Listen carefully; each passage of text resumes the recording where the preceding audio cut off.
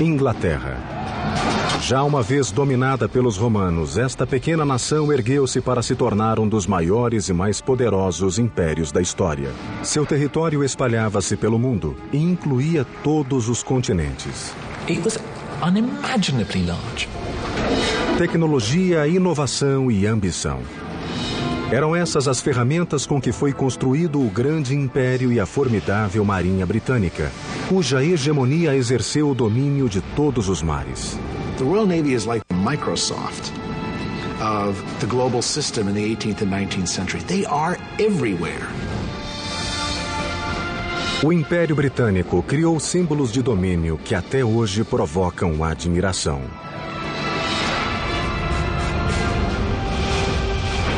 Mas as bases do Império foram erguidas com muito sangue derramado e incansável busca de conquistas.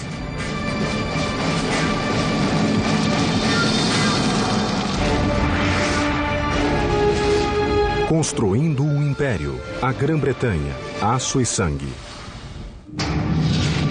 410 depois de Cristo. O mais poderoso império que o mundo já conhecera sofria um ataque irresistível. Em um ponto remoto da Grã-Bretanha, as invencíveis legiões romanas batiam em vergonhosa retirada. Atrás de si deixavam um vácuo militar e político. Pela primeira vez em mais de 400 anos, a vulnerável ilha teria de prover a própria subsistência. Era o fim de um império e o início de outro.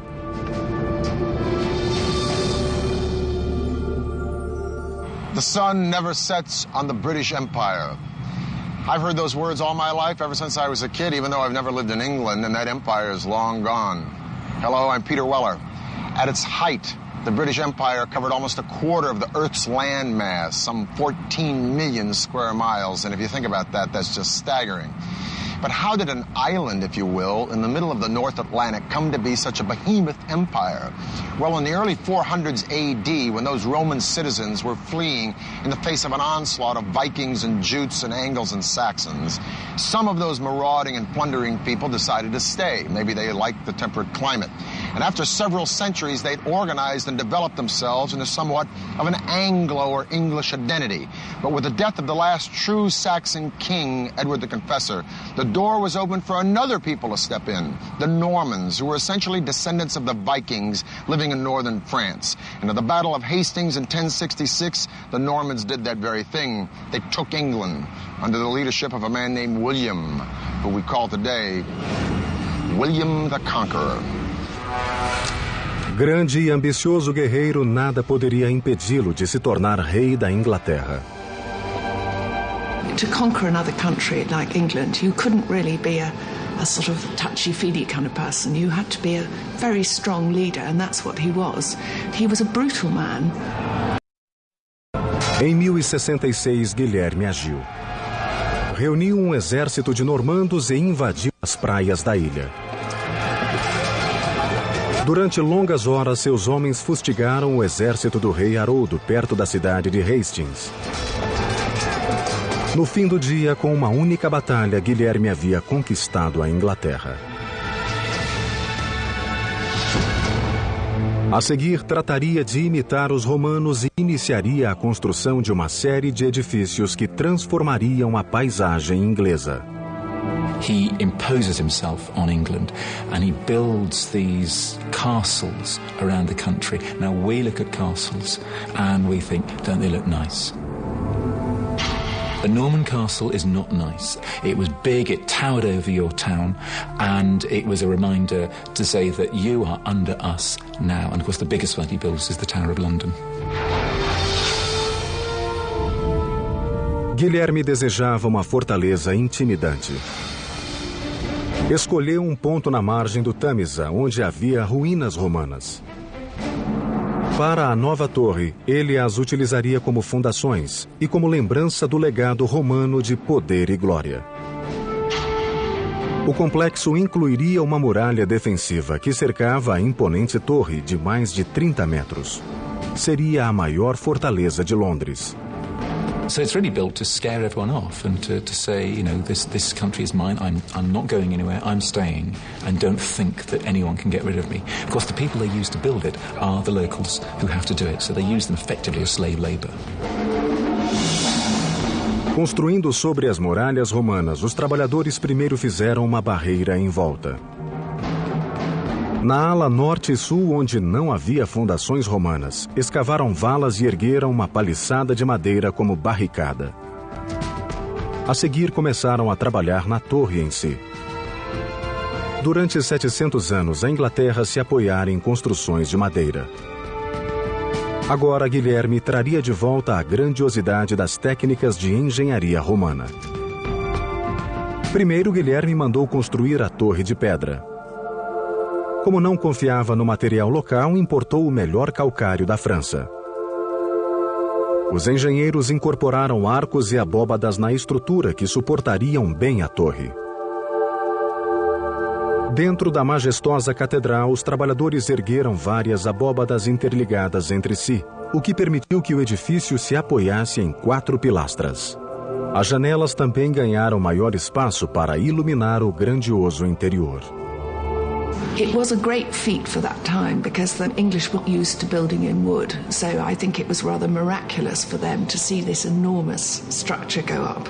It was really impregnable. I mean, the walls were tremendously thick and there were just little slits to look out from. O austero castelo servia de residência real, fortaleza e prisão. A intimidação era reforçada pela resposta rápida contra quem quer que ousasse desafiar o rei.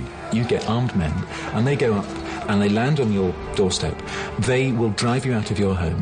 They will burn your home down. They will burn your crops, so you have got nothing to live on.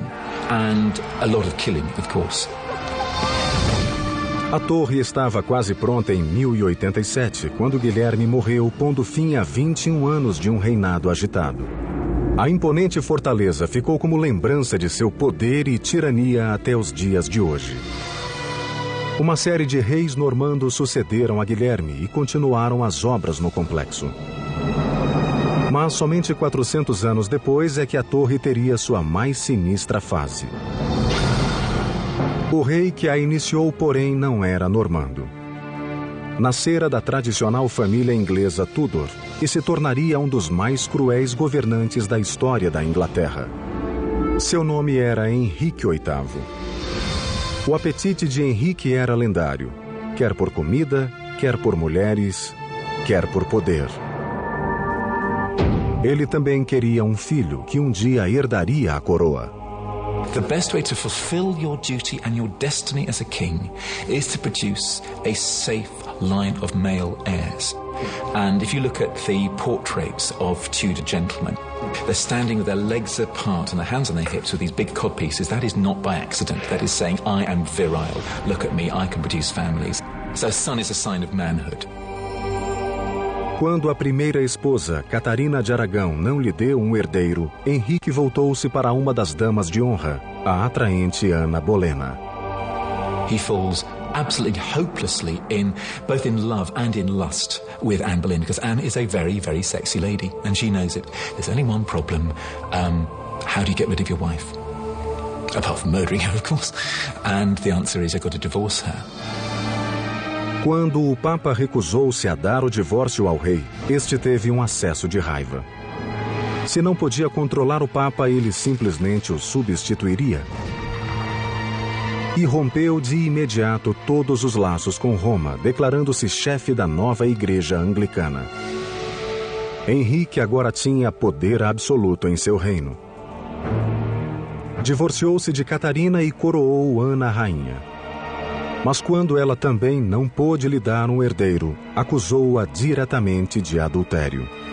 The case is made as damaging as it's possible to be, that she's not just having one affair, that she's having a string of affairs, that there are sort of orgies going on in the palace, and Henry is only too ready to believe a lot of this.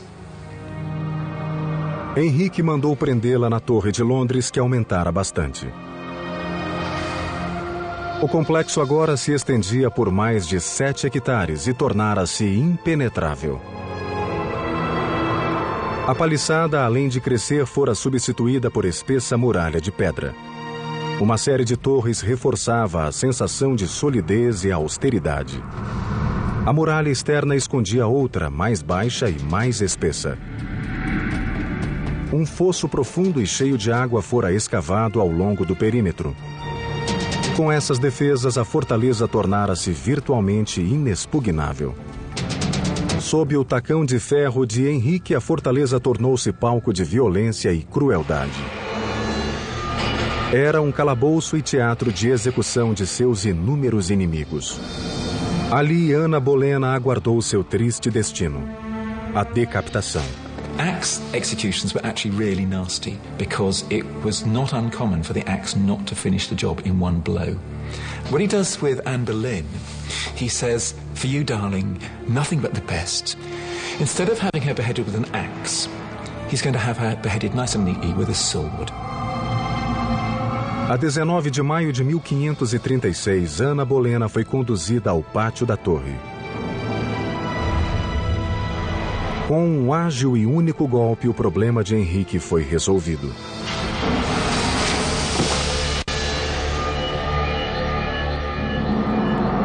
Mas ter um filho homem era apenas parte do que Henrique ambicionava. Desde o começo de seu reinado, ele sonhava com a glória de transformar a Inglaterra em um esplendoroso império. This idea of a realm that would cover every part of Europe and extend beyond was always in the back of Henry VIII's mind. His real vision and dream, his great appetite was for dominion and empire.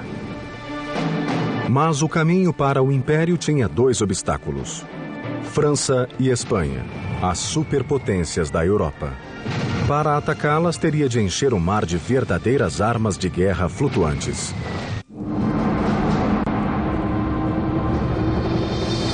Verão de 1510. Um exército de trabalhadores devassou as florestas recolhendo material para a colossal tarefa de fazer da Inglaterra um império. Antes de conquistar terras, Henrique teria de conquistar o mar. E mudou radicalmente a estratégia de guerra, transformando os navios em armas mortíferas. He is the one who first begins putting heavy guns on ships.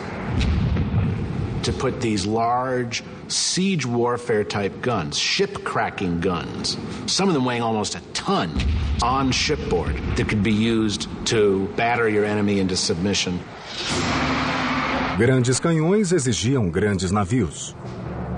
Henrique ordenou aos engenheiros navais que projetassem uma frota imbatível. Da frota, a nau Capitânia era um dos primeiros vasos de guerra do mundo. Chamava-se Mary Rose. The Mary Rose really epitomizes the mentality of naval planners of that age. Get as many guns pointing as many directions on shipboard as you possibly can. And that's what the Mary Rose is set to become, a gun platform. O Mary Rose introduziu um moderno avanço bélico: as portinholas. Eram orifícios nos costados do navio com janelinhas que podiam se fechar. Isso permitia que os canhões se posicionassem e disparassem através do costado. Desse modo, os decks foram dedicados somente à potência de fogo dos artilheiros. A combinação fez do Mary Rose uma máquina de destruição.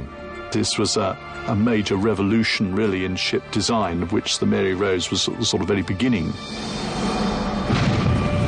Em meados do século XVI, a marcha da Inglaterra rumo à supremacia naval prosseguia rapidamente. Mas Henrique deparou-se com um problema.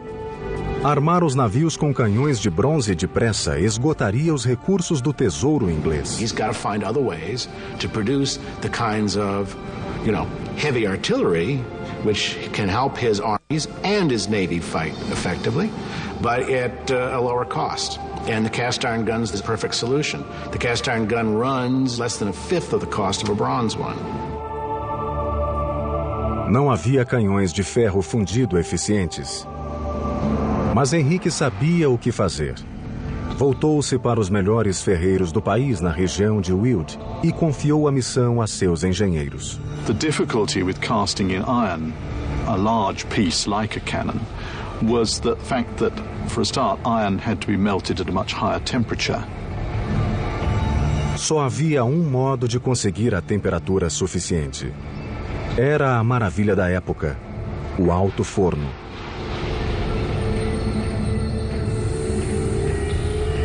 Primeiro, os homens despejavam lascas de madeira e minério de ferro pela boca de um grande forno de pedra.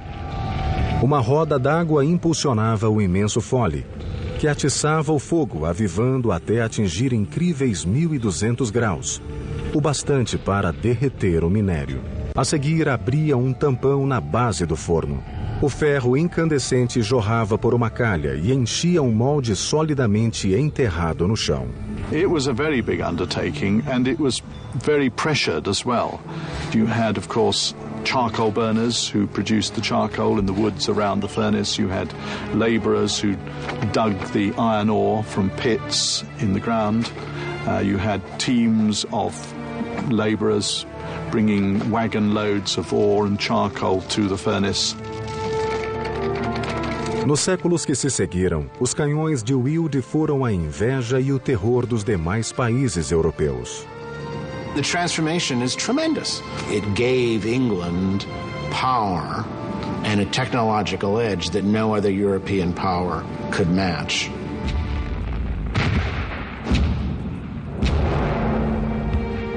Em 30 anos, Henrique transformara sua frota em potência. Mas não viveria para ver realizado seu sonho de conquistar a Europa. Colossalmente obeso, seu apetite sem limites acabou por matá-lo. Morreu em 1547, deixando um legado de crueldade e inovações até hoje lembradas e cantadas.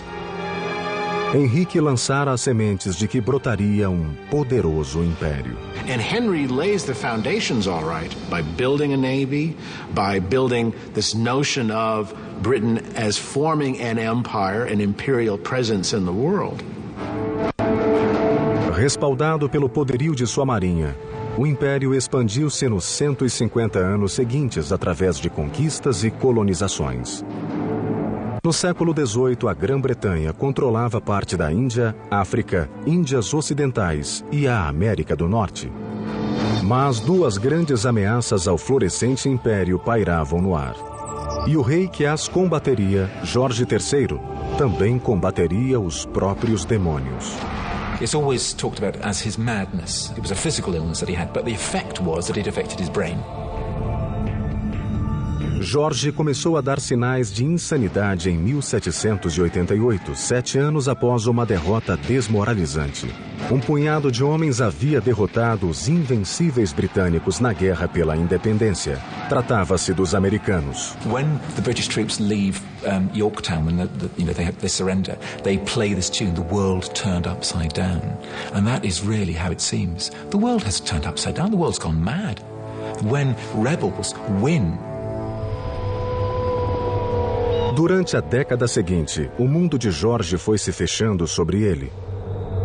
Em 1804, outra ameaça veio atormentar o rei, levando o Império de Roldão.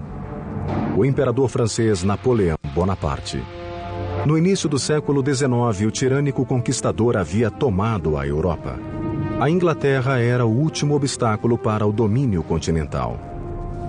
He was as large a threat as the Nazis were in the Second World War. He was amassing the forces for an invasion of the British Isles. A Marinha Real Britânica tornara-se soberana dos mares. Em 1805, ela enfrentou a ameaça napoleônica de peito aberto na famosa Batalha de Trafalgar. Com excelente técnica naval e os mais avançados navios da época, a Inglaterra aniquilou a armada francesa e a espanhola somadas.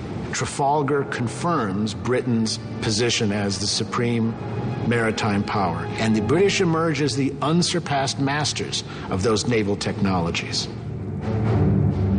Quando Napoleão sofreu sua grande derrota em 1815, Jorge III achava-se mergulhado na insanidade, sendo rei apenas figurativo. His mind is completely gone. His eyesight goes as well, and he wanders up and down the corridors of Windsor Castle. Has to be fed like a baby.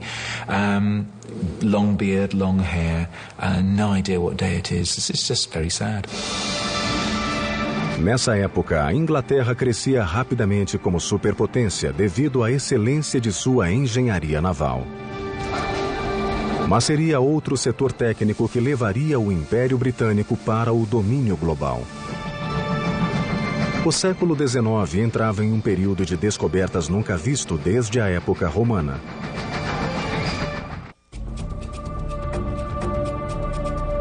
No século XIX, a Grã-Bretanha transformara-se em titã industrial transbordante de riquezas. Esse incrível êxito devia-se a um período de muitas invenções tecnológicas que pipocaram pelo império e depois encantaram o mundo. It's hard to think of a period in history where you had so much creativity in terms of technology, so much willing to experiment with the possibilities of what you can do with machines, what you can do with engineering, what you can do with architecture. No passado, os impérios foram construídos à mão. Agora, a Inglaterra construiria o seu com máquinas. Engineering innovations like cast iron and the turning of a warship into a single ballistic offensive entity with guns transformed the English Navy. And that Navy transformed England into an empire. And that military and commercial empire that spread from Europe to Asia, from the Americas to Africa, dominated the seas. But what about the land? Because by the early 1800s, Britain was jumping with productivity, but lacking in means of overland distribution. Well, in 1782, a man named James Watt perfected an engine driven by steam. But it was 40 years later that George Stephenson and his son Robert took that engine and with a firebox, boiler, piston, and a remarkable invention called the chimney, powered a locomotive called the Rocket over tracks at the blistering speed of 29 miles an hour and revolutionized overland commercial transportation with the railroad.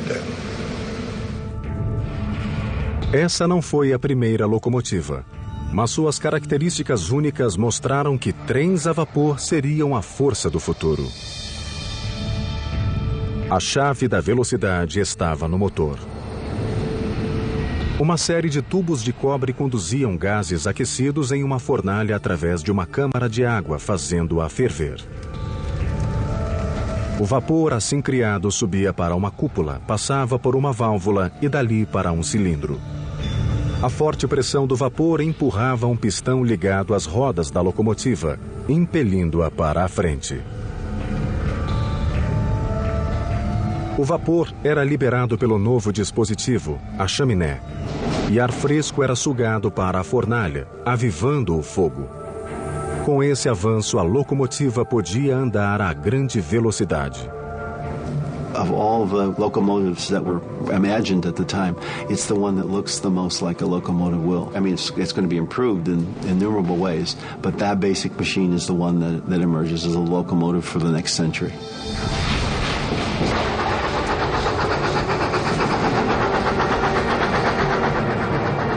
Começava a febre de ferrovias na Grã-Bretanha. Em 1833, um brilhante engenheiro ganhou fama quando entrou na corrida das ferrovias. Seu nome era Isambard Kingdon Brunel. Brunel was a real showman. He dressed well, he had a beautiful wife. He was a celebrity, and he knew how to play that to a hilt. He was also a workaholic. He had a very difficult time delegating. Brunel sabia bem o que queria. Ele resolvera que sua ferrovia seria a mais arrojada até então. Uma rede intrincada de ramais ligando toda a Inglaterra. E batizou-a de Ferrovia Great Western. Seria a mais rápida que o mundo já vira.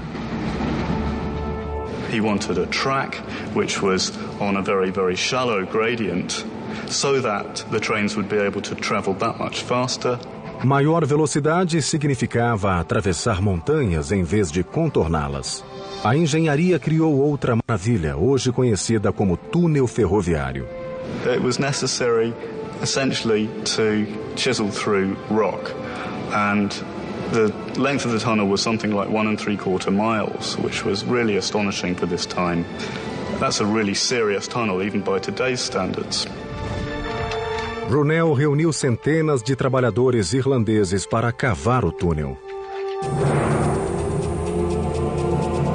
Começaram abrindo poços na crista da colina. Usavam pólvora para abri-los. A seguir, os homens eram baixados em cestos até a base, onde faziam a escavação com ferramentas manuais. Cavalos acionavam cabrestantes que içavam o material para o cume.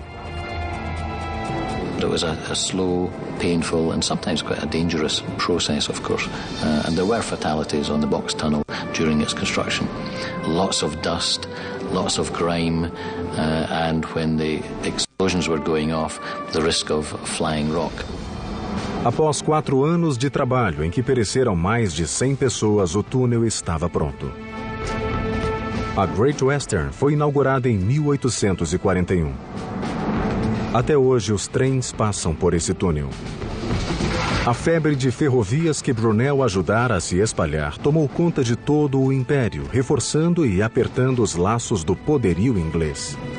Railways in the middle of the 19th century, first in England and then wherever they spread, they're sources of just incredible wonder.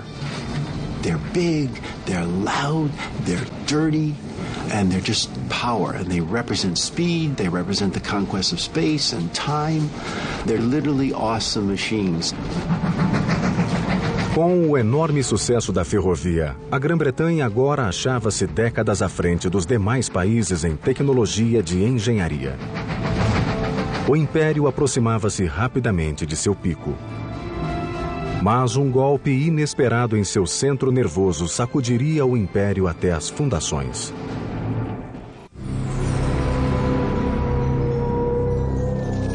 Outubro de 1834. Na escuridão da noite londrina, um fogo violento graçou no próprio coração do Império Britânico, o Palácio de Westminster. Por séculos, esse complexo de edifícios vinha sendo o centro de comando do poderio britânico e um símbolo inegável de sua força. Agora, enquanto as chamas transformavam o palácio em um inferno enraivecido, milhares de pessoas observavam a destruição, tomadas de horror, imaginando o que seria de seu mundo. The fire of 1834 had dealt a devastating blow to the political nerve center of the British Empire. Westminster Palace had stood in some form or another since the late 11th century during the time of William the Conqueror. And now these ruins had the British people wondering, would Parliament ever meet again in this place? Would Parliament ever rise and vote again in these magnificent buildings that had given birth to the modern political process? Well, a royal commission was appointed to decide this very thing, and the royal commission decided, yes, Parliament would be reconstructed in this place. But now a more difficult question came up. What would these buildings look like? Would they be neo-Gothic, French, Italian, or English? Or would they be the perpendicular style of Elizabethan Tudor or English Renaissance? A sort of a civic war happened for 2 years until 1836. The Royal Commission, over 97 proposals, chose the plan of a man named Charles Barry, who was a fan of the Italian Renaissance, but he combined those elements with neo-Gothic, and he gave us this, the Houses of Parliament we have today. Sort of a mishmash of styles, but a stunning mishmash nonetheless.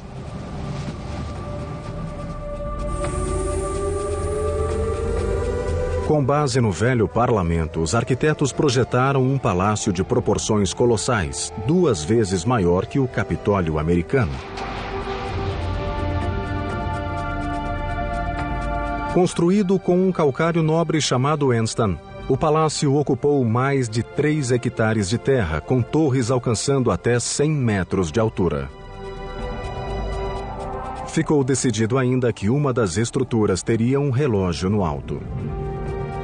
Hoje ele é conhecido como Big Ben. You're able to measure time much more accurately in the 19th century, and time is important. Time comes to mean money, and there's something of a revolution in the 19th century about timekeeping. So if you're going to have this latest building, a clock tower goes on it. Quando o astrônomo real George Airy listou o que precisava para o relógio, todos ficaram pasmos. Seria o maior e mais perfeito relógio que o mundo jamais vira. Now, Airy's demands for excellence were fairly rigorous. For instance, one of his requirements was that the clock be accurate to within 1 second every 24-hour period. And furthermore, that the accuracy reports of this clock be telegraphed on down the River Thames to the Greenwich Observatory twice a day. Now, this was not the 21st century age of information.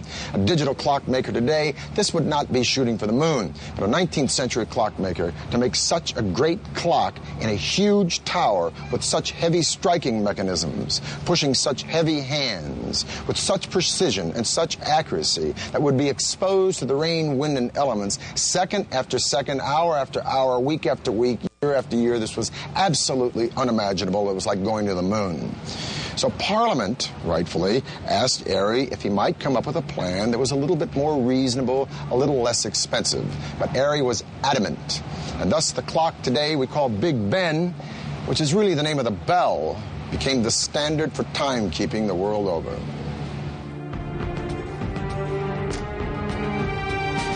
Curiosamente, foi um relojoeiro amador de nome Edmund Denison que projetou o famoso relógio, enquanto muitos profissionais falharam na tentativa de obter a perfeita precisão. Tal como outros relógios desse tipo, o Big Ben funcionaria com pesos, engrenagens e um pêndulo. Ao mesmo tempo, o desenho incluía um dispositivo novo, que protegeria o pêndulo das intempéries. 2 braços de metal controlavam uma roda de 3 raios. A cada movimento do pêndulo, um dos braços se abria, permitindo que a roda girasse. Isso regulava o movimento do relógio. Quando água ou neve pesava nos ponteiros, os braços isolavam o pêndulo e este continuava oscilando sem ser afetado. Para checar a precisão do relógio, os cronometristas simplesmente punham a mão no bolso. Pennies are used as part of its regulating its accuracy. By adding or taking away one of these old pennies from the pendulum, the clock can actually gain or lose 2/5 of a second in 24 hours. Com esse simples, mas inventivo método, o relógio ganhou fama como maravilha de precisão e pontualidade. The clock tower over the Parliament at the centre of the empire has a peculiarly powerful symbolic importance. It's as if time itself is governed by the British. Uma série de sinos informava os tempos secundários e um enorme sino central tocava a hora. Um fundidor chamado George Mears produziu o sino dentro das especificações de Denison. E assim nasceu o Big Ben, pesando nada menos que 13 toneladas. A multidão encheu as ruas de Londres e aplaudiu quando o Big Ben chegou à torre, terminada em 1858. Desde então, ele alegra a capital com seu som inconfundível. London grew as a city tremendously. It was really the first large-scale conurbation in the world. And as a city, it had to have its icons, and the ultimate icon being the Mother of Parliaments, the Parliamentary Building with Big Ben as a symbol of the strength and the power of the British Empire. Em meados do século XIX, a Grã-Bretanha chegou ao ápice da tecnologia da época. Mas sob o reinado de uma jovem e ingênua rainha, uma crise sacudiria Londres, levando-a à beira do desastre.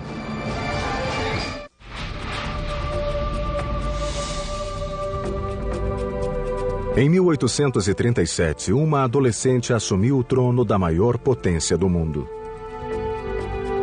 Sua ascensão ao poder causou comoção em todo o país. Súditos e ministros consideravam-na mimada, impulsiva e despreparada para governar. Era ela a Rainha Vitória. She was only 18 when she came to the throne, and she'd had a very, very difficult first couple of years on the throne, and in fact was very unpopular. Ninguém imaginaria que essa criança imatura cresceria e se tornaria um símbolo reverenciado do grande império. A transformação começou quando ela se casou com o primo Alberto em 1840. She fell in love almost at first sight. All her life, actually, she wants someone to lean on, metaphorically and indeed literally. And Albert is able to take her in hand, rather. So he comes in and he helps her grow up. Nessa época, o Império expandira-se mundo afora, da América do Norte à Austrália. Alberto e Vitória queriam o melhor em engenharia e tecnologia, sabendo que eram as melhores ferramentas de expansão imperial. E uma dessas tecnologias foi essencial: a telegrafia. You've got an empire which is extending literally around the globe.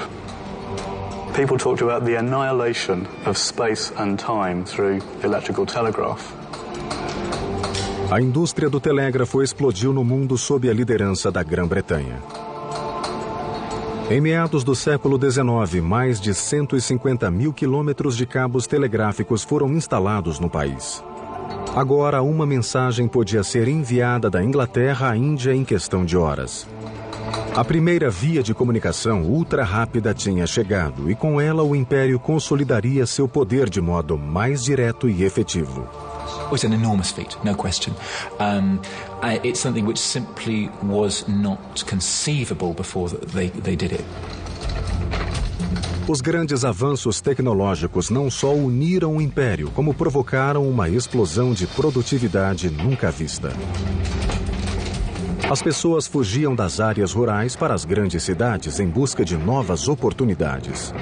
À medida que as fábricas cresciam, o mesmo acontecia com a população da capital, Londres.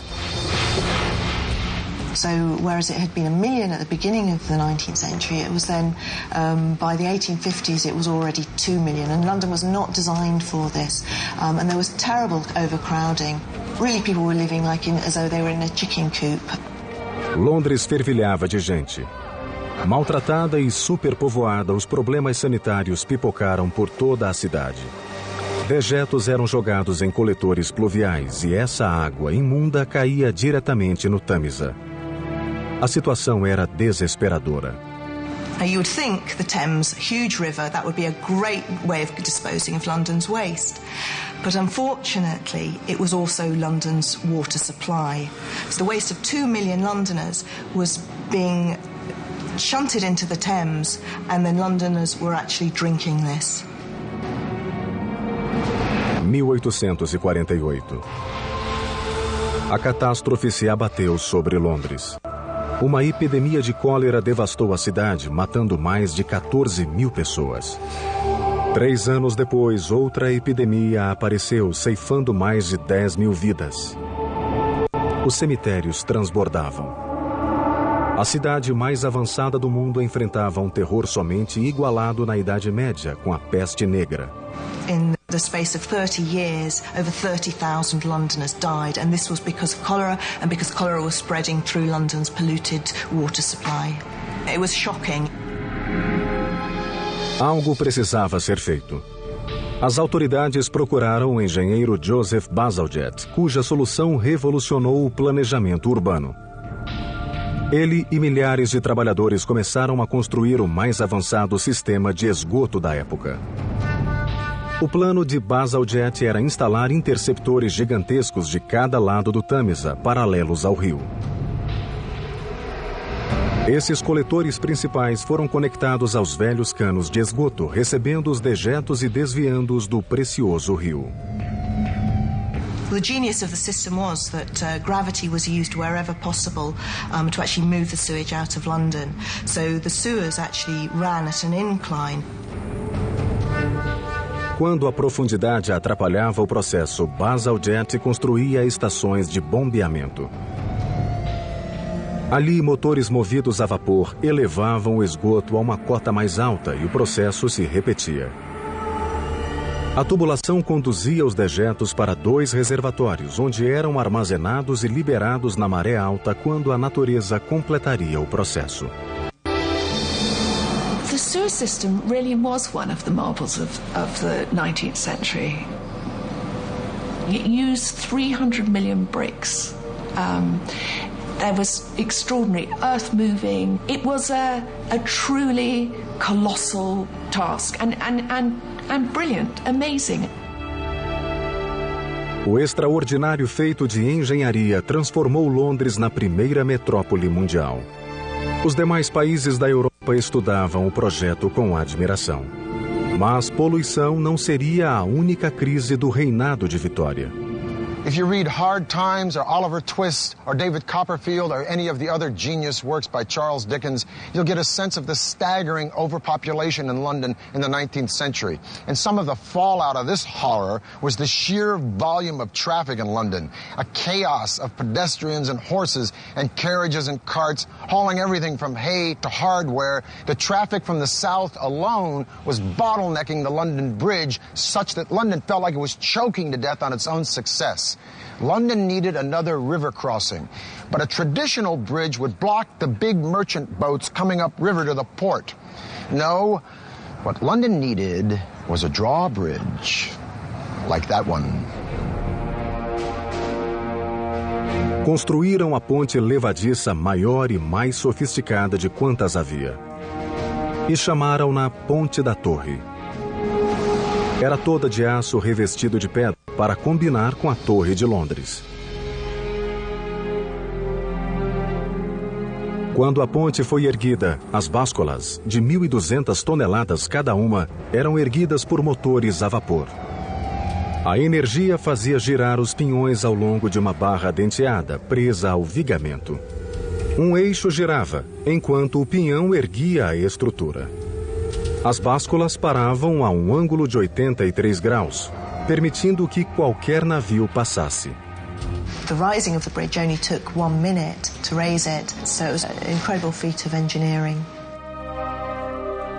400 homens levaram 8 anos para construir a Ponte da Torre. Hoje ela é uma das pontes mais conhecidas do mundo.